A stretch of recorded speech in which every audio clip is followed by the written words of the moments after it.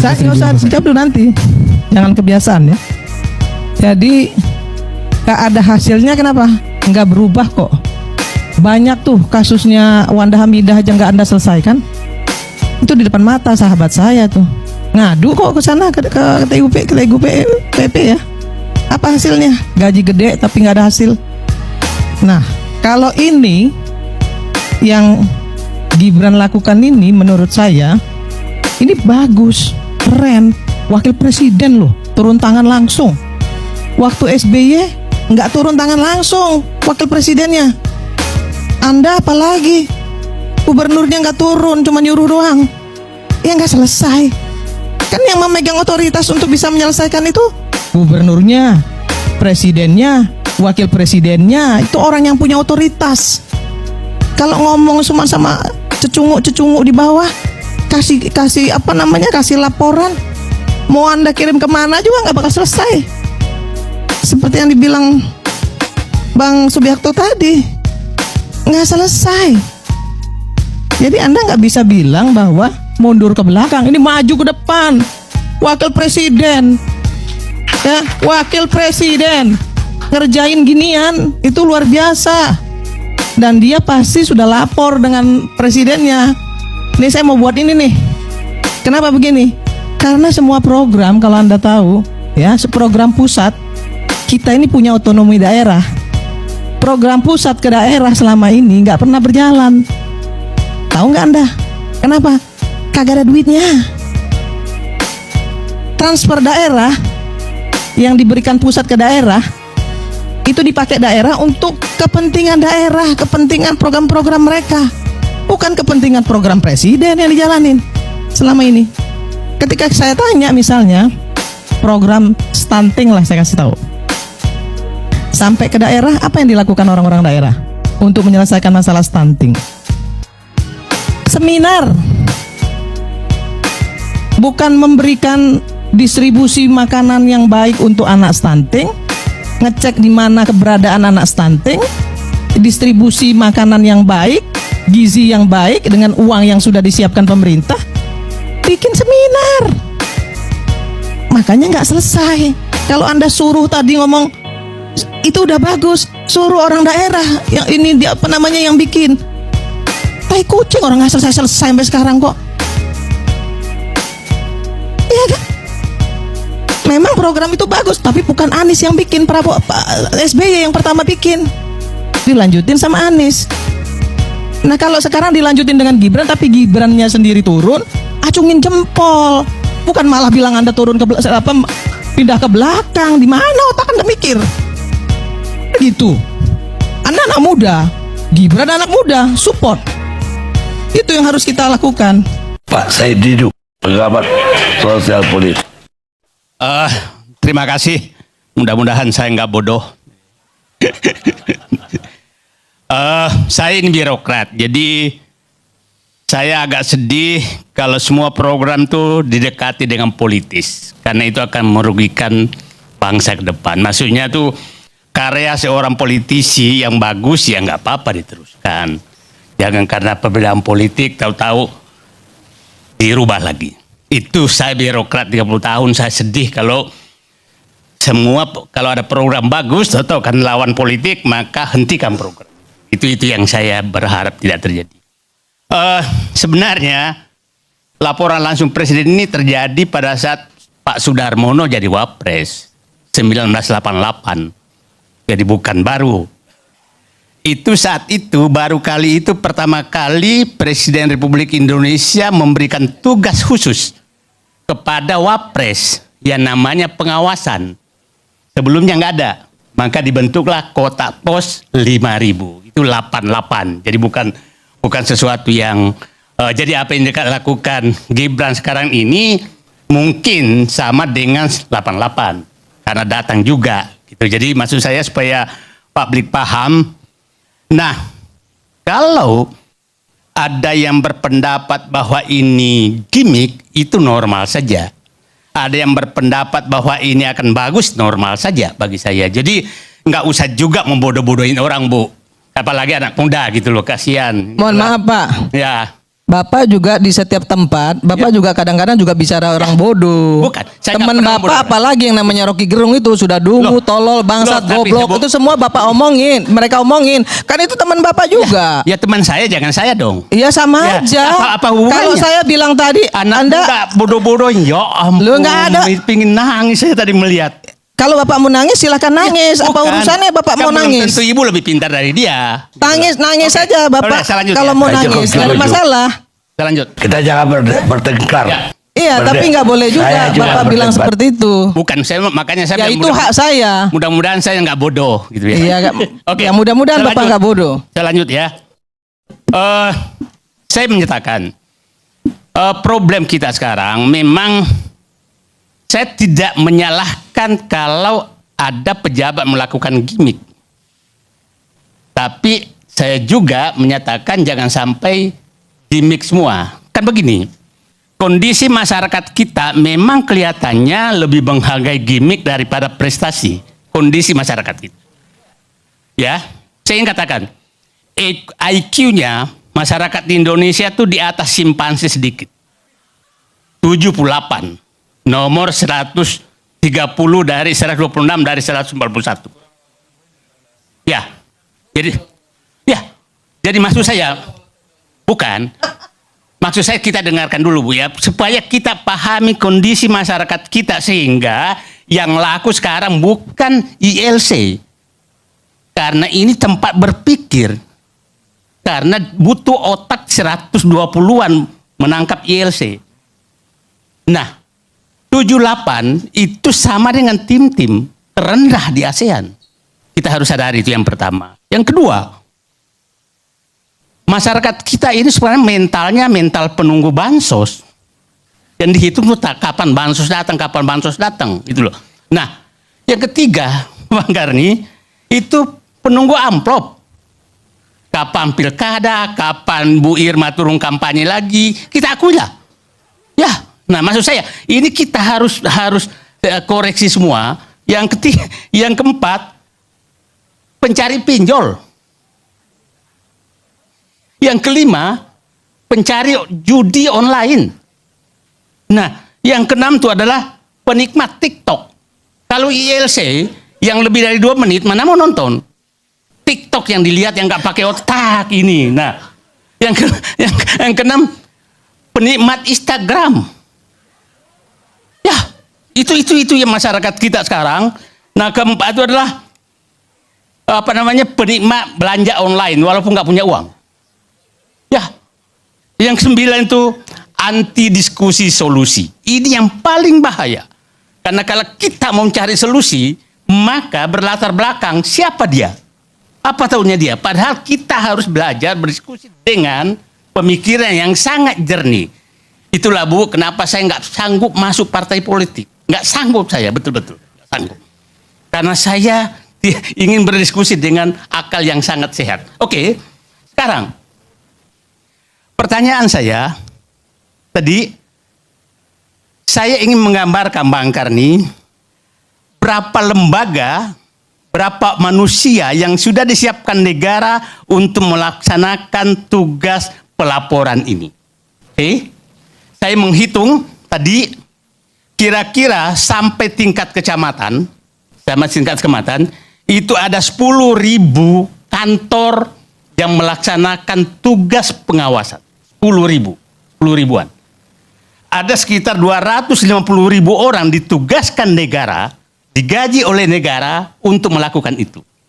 250.000 orang yang tugasnya hanya itu. Saya katakan di pusat itu eksekutif, semua eksekutif kementerian lembaga ada namanya Irjen.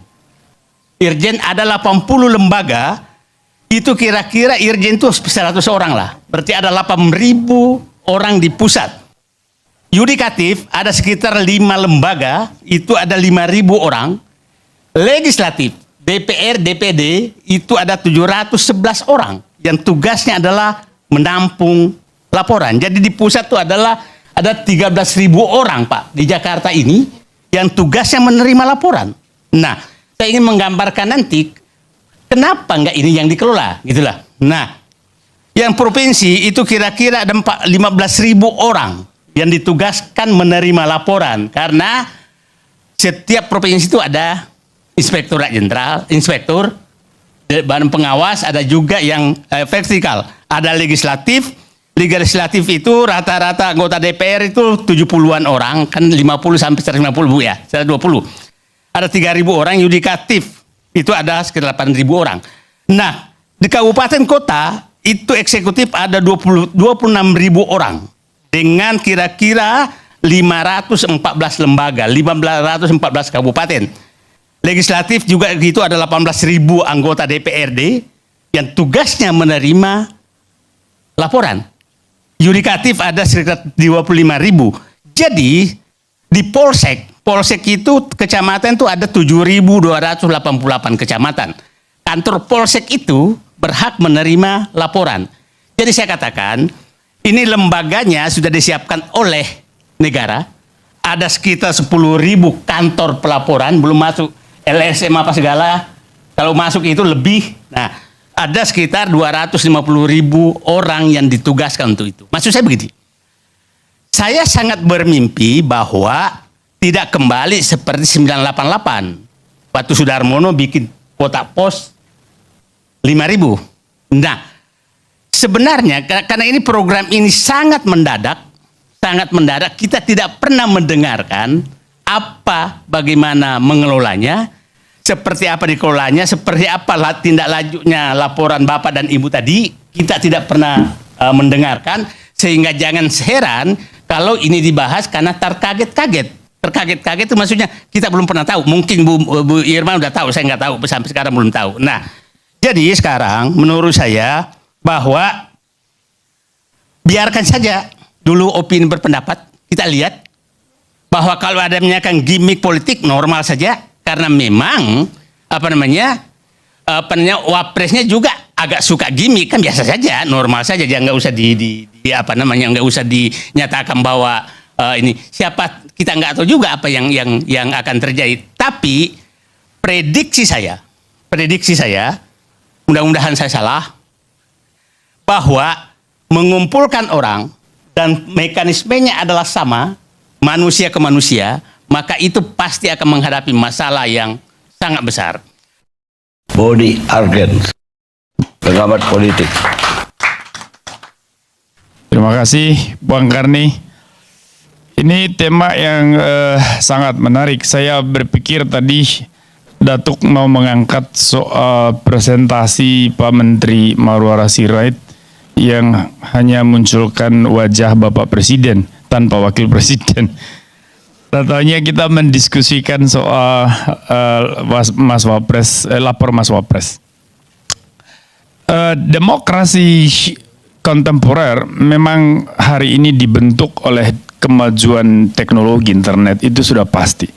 Dan kehadiran teknologi internet ini juga mengubah pola komunikasi dan interaksi antara masyarakat, baik individu maupun kelompok, dengan negara. Ya, ini satu kenyataan yang tidak bisa kita pungkiri.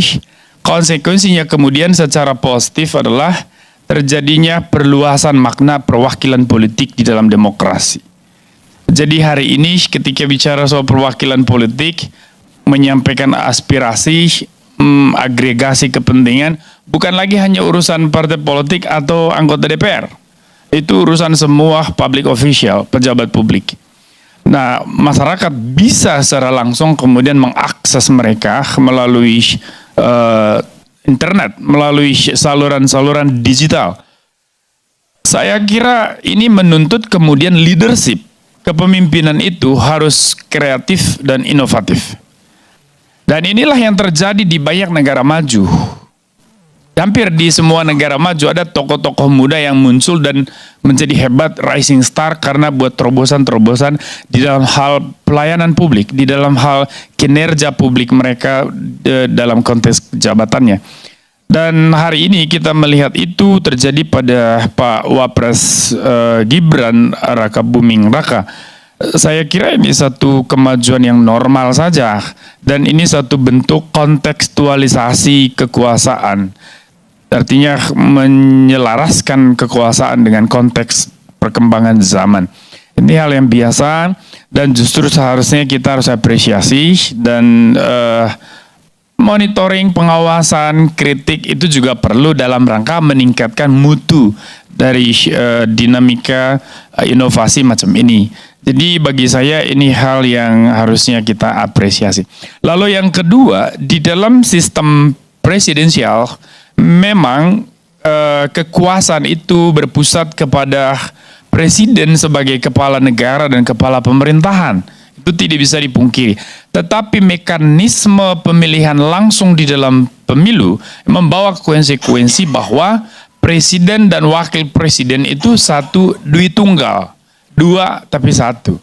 Maka mereka akan satu visi, satu misi.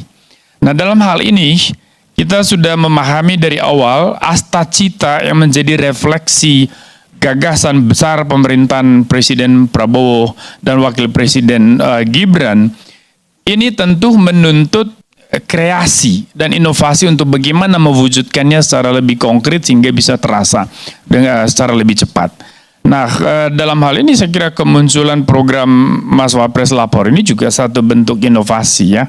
Meskipun itu mungkin tidak diatur di dalam undang-undang dan secara umum di seluruh demokrasi bahwa kewenangan wakil presiden itu tidak cukup besar dibandingkan presiden, itu sudah pasti. Ya, tetapi tidak ada undang-undang, bahkan di dalam konstitusi tidak ada aturannya bahwa seorang wakil presiden boleh melakukan inovasi atau boleh melakukan program-program yang bersifat kreatif di dalam menopang dan mempercepat pelaksanaan implementasi dari kebijakan pemerintah. Jadi semua ini berjalan normal. Nah, kalau dibilang itu pencitraan Bang Karni, dalam politik itu sah-sah saja. Kan orang menciptakan pencitraan, karena politik juga bicara soal persepsi timbal balik. Pemerintah butuh persepsi positif dari masyarakat supaya lahir yang namanya trust. Masyarakat juga butuh persepsi yang positif dari negara sehingga pendekatan negara terhadap masyarakat juga harus sesuai dengan konteks, kondisi batin, sosial, moral, ekonomi dan sebagainya masyarakat. Jadi ada integrasi kebatinan antara masyarakat dan pemerintah. Itu yang harus dijaga di dalam pelaksanaan kekuasaan dalam demokrasi. Nah, apa yang dilakukan ini kan sebetulnya bukan hal baru. Tadi sudah disampaikan bahwa program lapor dari era Pak Presiden Susilo Bambang Yudhoyono juga sudah berjalan dengan baik. Bahkan ada banyak sekali kajian tesis di luar maupun di dalam negeri yang menganalisis soal program lapor misalnya. Ya, tetapi kali ini kan menjadi sesuatu yang berbeda karena seorang wakil presiden anak muda dan dia turun tangan sendiri. Nah, saya kira dari aspek pencitraan ini juga penting karena masa depan karir politik seorang wakil presiden Gibran Rakabuming itu masih panjang. Sangat masuk akal kalau dia harus memikirkan bagaimana masa depan karir politiknya. Tapi kan bukan itu orientasi utamanya. The ultimate purpose itu adalah bagaimana bisa mengkonkretkan asta cita itu di dalam tenggat waktu 5 tahun ini, satu periode pemerintahan ini. Dan meskipun ini sesuatu yang hal kecil, tetapi dampaknya besar. Saya kira hukum alam juga akan selalu dipengaruhi oleh hal kecil untuk perubahan yang besar ya Bang. Setidaknya dalam teori butterfly effect, teori Edward Lorenz, kita bisa pahamkan bahwa perubahan kecil hari ini itu membawa dampak terhadap perubahan besar di masa depan. Jadi ada filmnya juga itu, butterfly effect kan. Jadi ada orang mau kembali ke masa lalu, ingin memperbaiki kondisi hari ini. Dan ketika intervensi terhadap masa lalu, sekecil apapun, ternyata berdampak luar biasa besar terhadap hari ini dan masa depan. Dampaknya bisa sangat buruk, bisa sangat baik. Jadi artinya bahwa alam semesta akan bekerja yang seperti itu. Yang paling penting adalah kontribusi kita apa untuk bisa mendorong perubahan itu terjadi kini dan di masa depan. Saya kira itu yang paling penting. Lalu kemudian refleksi dari munculnya program ini adalah PR besar bagi sistem perwakilan politik. Bapak-bapak dan ibu-ibu yang ada di parlemen, baik di pusat maupun daerah, itu harus berpikir hari ini, kalau nanti setiap hari bertambah jumlah warga yang melapor melalui program Wapres, lapor Wapres ini, artinya bahwa trust masyarakat terhadap lembaga perwakilan politik itu menurun sebetulnya. Nah ini PR harus segera diatasi, disikapi, diperbaiki. Nah fakta hari ini politik kita kan orang maju untuk duduk di dalam parlemen harus memiliki modal yang kuat. Maka orang mengatakan bahwa kekuasaan hari ini selalu melekat dengan kekuatan ekonomi. Jadi kalau anak-anak orang kaya lebih gampang menjadi anggota DPR misalnya, atau menjadi bupati dan wali kota itu masuk akal. Karena demokrasi elektoral dia bertumpu pada financial resources. Jadi sumber daya finansial itu yang menjadi penting. Ya, jadi kalau nanti Mas Adi misalnya mau jadi gubernur, tentu saja bukan hanya ketokohan dan jaringan yang dia butuh, tetapi juga kekuatan finansial. Mekanismenya banyak untuk dapat. Nggak harus kita pakai pola konvensional. Kita harus jadi maklar, kita harus jadi perambah hutan, penggali tambang. No, itu kan bisa subsidi oleh masyarakat. Ya, maka dalam kampanye politik kita bisa melibatkan warga untuk memberikan sumbangan. Ya dulu Presiden Obama kan menang pertama sekali program dia itu adalah satu warga $1. Jadi kontribusi $1 satu orang itu kemudian memicu filantropi politik yang sangat tinggi dan pendanaan politiknya menjadi memadai dan dia terpilih. Nah, demokrasi yang sehat kan harusnya begitu. Kembalikan kepada masyarakat supaya kekuasaan ketika diraih juga dipertanggungjawabkan dan dimanfaatkan untuk sebesar-besarnya kemaslahatan semua orang.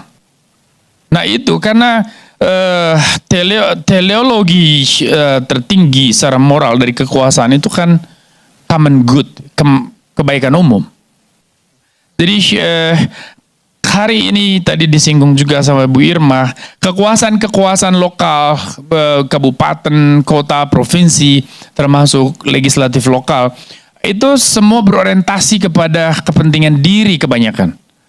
Ya mereka berpikir soal bagaimana mempertahankan jabatan, bisa terpilih lagi dan seterusnya, sehingga otonomi daerah itu sampai hari ini kan ketika dievaluasi tidak memberikan hasil yang optimal sebagaimana asumsi dasar ketika undang-undang itu dibuat tahun 99 dan pelaksanaan pilkada langsung pertama tahun 2005 itu terjadi.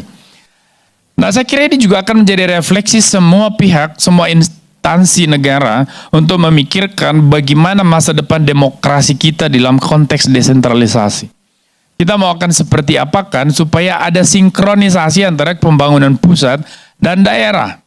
Lalu kemudian munculnya program Wapres, lapor Wapres ini juga bisa men-trigger hal yang sama terjadi kepada local leaders di seluruh Indonesia, bahwa ketika dia duduk di sana, dia tidak mewakili keluarga atau kelompok bisnis saja, tapi dia mewakili semua orang, maka dia harus punya yang namanya moral concern.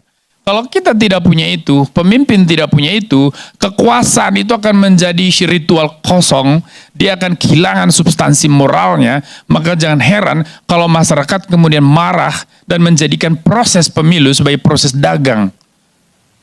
Saya memilih Anda, you mau bayar Anda saya berapa? Nah ini yang terjadi sekarang, jadi pendangkalan nilai, pendangkalan makna kekuasaan dan makna demokrasi di dalam kenyataan itu Bang. Jadi saya kira kita harus start dengan berpikir positif saja, bahwa apa yang dilakukan oleh Mas Wapres ini di dalam rangka menunjukkan kinerjanya, meskipun tentu saja ada kepentingan pribadi soal pencitraan, dan itu sah. Tidak ada hukum yang dilanggar dan secara moral itu juga tidak problematis. Terima kasih Bang. Itu saja dari saya. Terima kasih buat teman-teman sudah nonton video ini dari awal sampai akhir.